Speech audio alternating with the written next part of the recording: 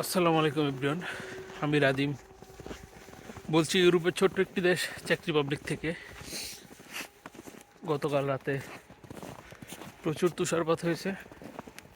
এই মুহূর্তে আমরা যাচ্ছি কাজে, এবং এই হচ্ছে বর্তমান দৃশ্য।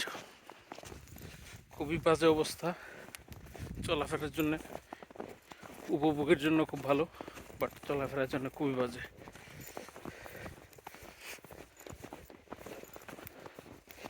যারা মনে করেন ইউরোপে আসবেন, বরফ উপভোগ করবেন, আসলে সেটা আমাদের এক ধরনের স্বপ্ন ছিল, বাট আসার পর এখন এক তিক্ত অভিজ্ঞতা অর্জন করছি।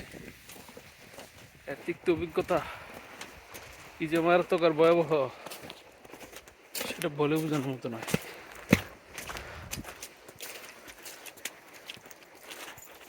আমার সাথে আছে আমার একজন ভাই।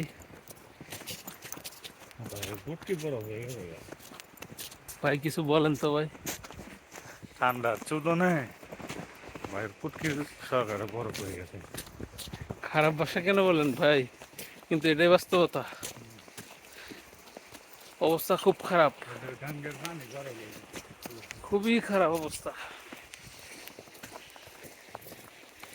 সো ধন্যবাদ সকলকে।